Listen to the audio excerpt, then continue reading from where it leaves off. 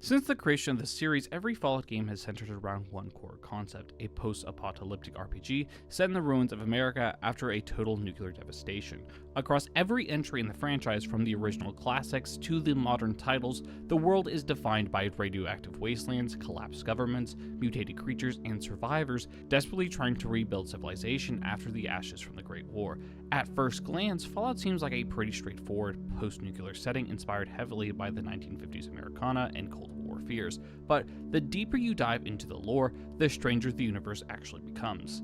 Over the years, Fallout has slowly absorbed themes and ideas that normally feel completely separate from traditional post-apocalyptic stories. Lovecraftian horror has crept into the franchise through mysterious eldritch entities, psychic powers, and ancient unknowable forces hidden behind the wasteland.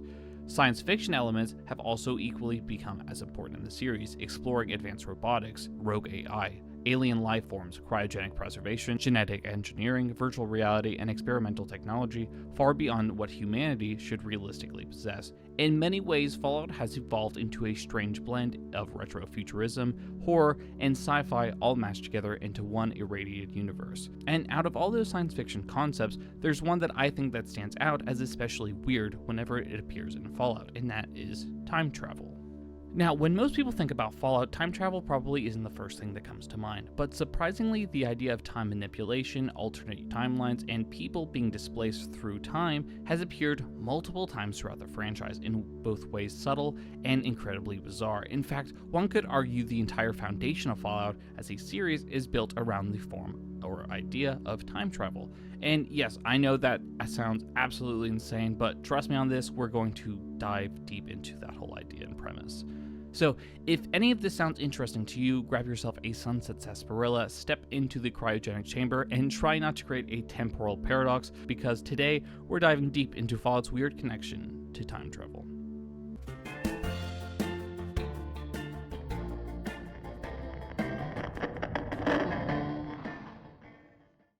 Our first real case of time travel within the Fallout series appears in Fallout 2, with the famous special encounter known as the Guardians of Forever. During this encounter, the player stumbles across what is at first just appears to be a strange arrangement of stones in the wasteland, a giant circular rock formation surrounded by smaller stones, and a lone pillar standing nearby.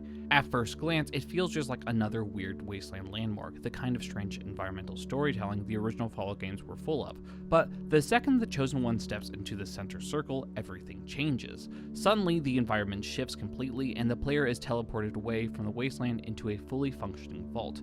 Not a ruined vault either, but one still intact and operational. Looking around, the doors are clean, the lights work, and most importantly, the number 13 is clearly marked throughout the facility. The Chosen One has somehow been transported into Fallout's Vault 13, the home vault of the Vault Dweller, and technically the ancestral home of the Chosen One themselves. As you wander through the empty halls, you can loot lockers and storage containers filled with chems and other vault supplies, but eventually the player comes across the only object in the entire area showing any sign of activity, a computer terminal emitting a steady beeping sound. Upon inspection, the Chosen One discovers that the terminal contains a fully functioning water chip, and if the player interacts with it, you are immediately given one of the most bizarre notifications in the entire series. In quote, "You have broken the water chip. It might be anywhere from 100 to 150 days before this vault runs out of water. For some reason, this thought comforts you." And just like that, the encounter ends. The Chosen One is instantly transported back to the stone circle in the wasteland as if nothing ever happened. Now, this whole sequence is, of course, a direct reference to the Star Trek episode, The City on the Edge of Forever, where the mysterious portal known as the Guardian of Forever sends Captain Kirk and Spock back through time in 1920s New York. The implication in Fallout is the Chosen One traveled back in time and accidentally destroyed Vault 13's water chip themselves, directly causing the water chip crisis that kicks off the entire plot of the original Fallout, which means the Vault Dweller's journey only happened because their descendant traveled back in time decades later and broke the chip in the first place. This is an absolutely insane bootstrap of a paradox hidden behind this random encounter. Now, before anyone completely loses their minds after hearing this for the first time, it is important to mention that the special encounters from the original Fallout games are generally not considered canon. Most of them exist purely as Easter eggs, jokes, or pop culture references for players to discover randomly while exploring the wasteland. So, unfortunately, this specific event most likely did not literally happen within the Fallout lore. But honestly, the fact that the developers came up with this idea is fascinating because it proves that time travel was something the series was willing to experiment with extremely early on. And luckily for us, this would be far from the last time Fallout would mess around with the idea of time travel. Hey, quick pause before we continue bending timelines. Did you know that you can get in on the ground floor of my YouTube memberships? By becoming one of the first members of my channel, you're directly helping support the videos, deep dives, and weird Fallout lore rabbit holes that I love making for you guys. And of course, there's stuff in it for you too. Members get things like shoutouts in videos and descriptions, custom emojis, and most importantly, the chance to help shape the future of the channel itself. Since memberships are still a brand new thing, I'm paying really close attention to member feedback, suggestions, and conversations, meaning your ideas could directly influence future videos and projects. So if you want to help support the channel in the biggest way possible while becoming part of the community as it grows, definitely consider checking it out. Anyway, back to time travel. Moving on from classic games, we now jump all the way to the most recent mainstream Fallout title, Fallout 76, which might actually contain some of the strongest evidence of legitimate time travel existing within the Fallout universe. And surprisingly, the evidence is hidden away in one of the more eerie regions of Appalachia, the Cranberry Bog. Out of the swampy red wasteland, players can discover a marked location known as Poylon V13. At first glance, it looks like another strange ruined structure attached to one of the massive supports of the Appalachian monorail system. But the deeper you dig into lore of this place, the weirder things start to become. Poylon V13 was specifically built around the 13th pylon from the Robco Research Center monorail line, and according to the logs found there, this location was being used by a scientist named Professor Greebly for a series of incredibly dangerous experiments involving dimensional travel and potentially even time travel itself. And this wasn't just some wasteland crackpot theory either. Greebly was apparently released an actual public statement discussing his work, claiming that the monorail would allow him to travel through dimensions at extreme speed and, in his own words, go skipping across timelines. What makes this especially interesting is that the experiment appears to have been happening either shortly before or possibly even during the Great War itself.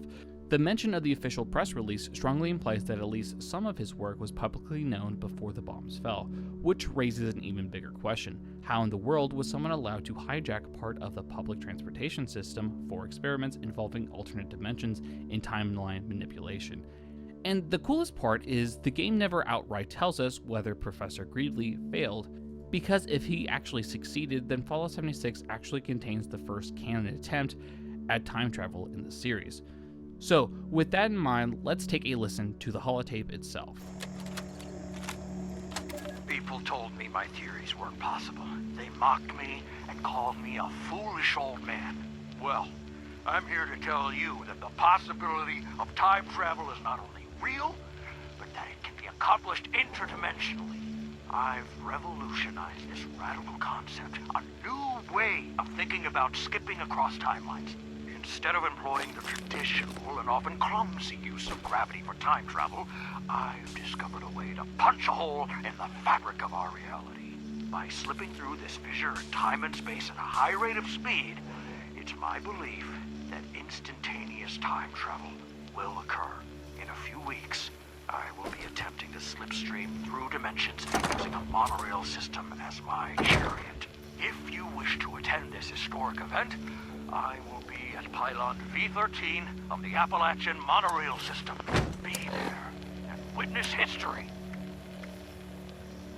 Professor Greebly fully believed that time travel was possible, and according to the information left behind at Poylon V13, Greebly was apparently respected enough within the scientific community to gain attention for his work, but over his obsession with the alternate dimension of time travel caused many of his peers to completely dismiss him. Other scientists openly mocked his research, referring to him as a foolish old man, believing his ideas had crossed the line from theoretical science into outright insanity. But Greeley never backed down from his theories. In fact, according to the logs, he claimed he had developed a revolutionary new method of time travel entirely separate from traditional gravitational theories. He specifically referred to gravity-based time travel concepts as clumsy, arguing that instead of bending space and time through a massive gravitational force, his method would instead shatter through the fabric of reality itself by reaching incredibly high speeds and skipping across timelines.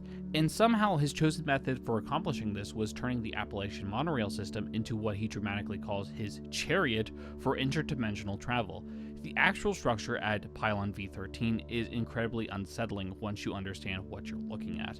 The northern section of the monorail is suspended directly beside the experimental pylon Greeley intended to use for the experiment. Players can climb through the broken train window into a makeshift wooden platform leading directly towards the tower itself. Attached around the structure are dozens of wooden boards surrounded by circular framework, all centered beneath a permanently active Tesla coil crackling with electricity. And unlike most environmental objects in Fallout, this thing is still live, actively damaging the player with arcs of electricity as if it comes down from the machine and it never shut down. Inside the conductor's chamber is even a button that activates additional Tesla coils throughout the structure. When pressed, the entire place erupts with violent electrical surges as the coils begin sparking one by one until they eventually overload and break apart. But the single most interesting detail about the entire location is something many players completely overlook. Throughout the train there are 6 beds, clearly showing 6 people were living and working there during the experiment, yet only 5 bodies can actually be found at the site.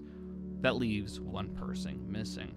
And that tiny environmental detail changes the story, because with no definitive conclusion left behind, Fallout 76 leaves the possibility open that somebody may have survived whatever happened at Poylon V13. Now, personally, I think the far more likely explanation is simply the experiment failed and one of the scientists abandoned the project before things went completely wrong. After all, the monorail itself is still physically sitting there in the wasteland, which would suggest Greeley never truly achieved the kind of dimensional jump he was attempting.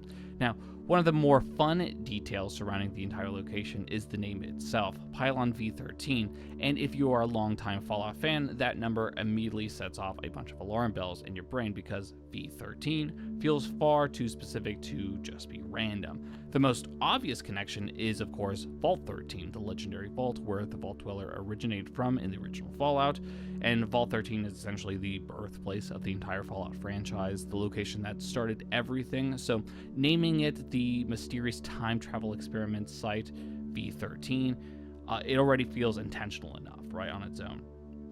And also, we have another hidden meaning.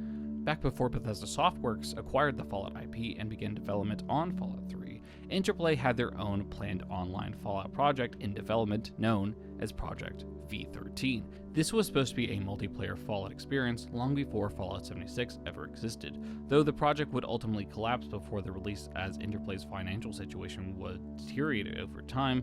The fact that Fallout 76, the franchise's first fully online Fallout game, contains a location called Poylon V13 is honestly really fascinating.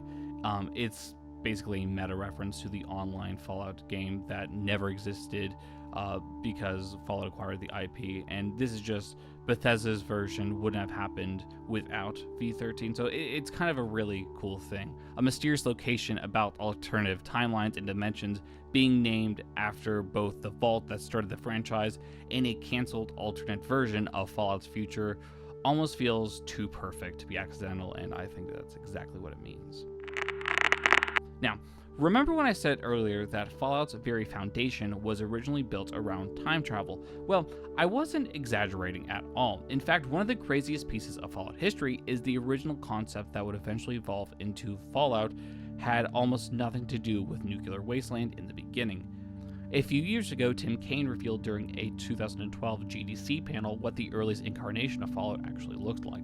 And honestly, it sounds completely insane in the best way possible. According to Kaine, the first version of the project was an absurdly ambitious science fiction time travel RPG where the player was a detective looking for your girlfriend after she was kidnapped by a cult.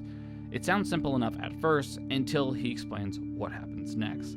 They then send you back in time, where you mess with history, there are dinosaurs, space travel, magic, and marauding princesses. And that was the actual original pitch. And somehow it gets even crazier from there. According to Kane, the game's storyline would have spanned multiple genres simultaneously, bouncing between film noir, fantasy, science fiction, and alternative history. At one point, the player would even assassinate the monkey, destined to evolve into humanity itself, completely rewriting the future in the process. Kane himself admitted the project was so wildly ambitious that, in quote, it would never be made now, before joking that he doubted it could even be made back then either. Still, even though the original concept eventually collapsed under its own impossible scope, some of its DNA survived. The team became fascinated with the idea of isolated survivors venturing out into a destroyed world, and that evolved into another concept involving aliens invading Earth and conquering all but one remaining safe city. The hero would leave that protected zone and travel into the dangerous outside world to fight back, and according to Kane himself, that specific idea directly morphed into Fallout.